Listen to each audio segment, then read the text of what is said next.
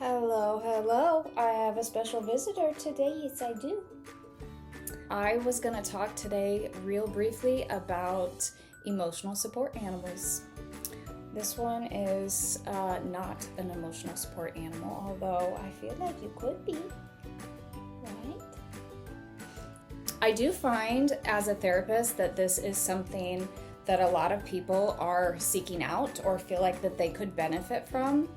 And so I just wanted to talk briefly about what an emotional support animal is and if you might need one. So with animals, we all know we love them. They provide us with comfort and joy, and they love it every time we come home. But what's the difference between someone who might benefit from an emotional support animal and someone who maybe just has a pet that they love? So what we look for from a mental health perspective is you struggle with increases in anxiety, maybe really low levels of depression, definitely some trauma and panic attacks. We'll see that probably more than we do anything else. And what's most important about this is that just because you have one of those disorders does not mean you need an emotional support animal. If you notice that when you are with your animal, you have a significant decrease in your symptoms, there's a strong chance that they could benefit you. We would need to make sure from a mental health perspective that your condition affects your ability to manage your day in, day out life. So we're looking for this panic disorder, anxiety, depression to interfere with your daily functioning, with your ability to go to work, maintain your relationships, get things done.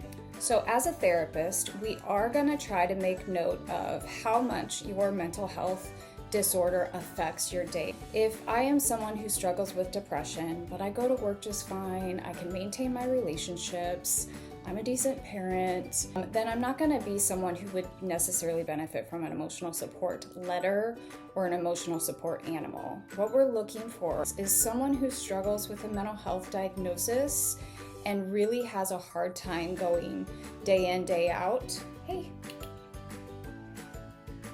without the support of that animal. So, I love animals. I come home. My animals are happy to see me. But I can go to work and I can get everything I need done. I can go to the store, I can do all those things without feeling highly anxious.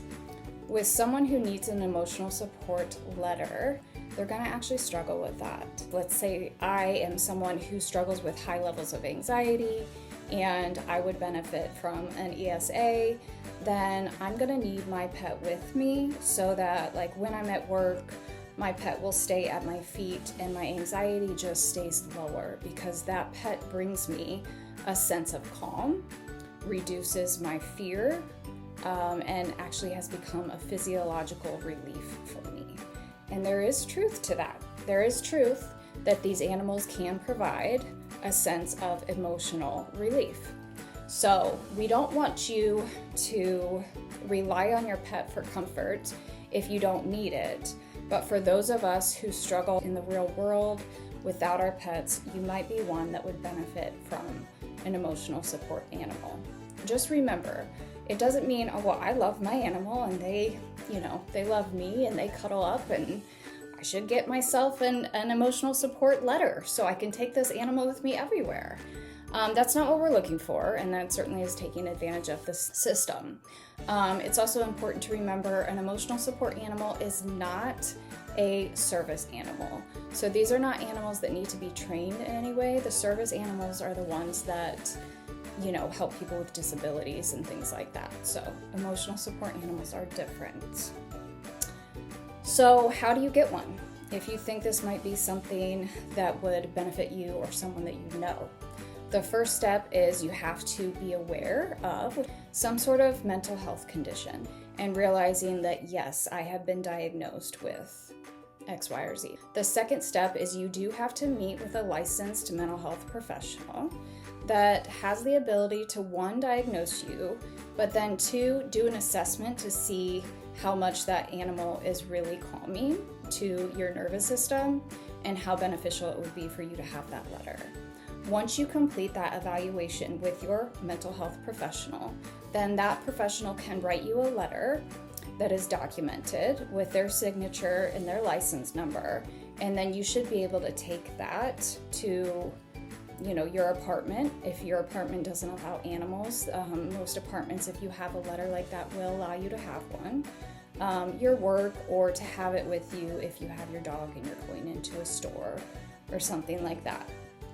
I do want to stress this is not something that I encourage anyone to do just so that they can have their animal with them. We want to make sure that the system stays as it should be and that is only used for people who really need it. So hopefully this was helpful. This is Sophia. She hopes that it was helpful, right? And we'll keep you posted. We'll try to do more podcasts with my lively entertainment here. If you enjoyed this, please feel free to share. If you think someone would benefit from it, obviously send that to them.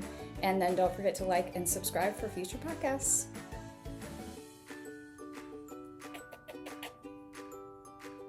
Hello, Mommy.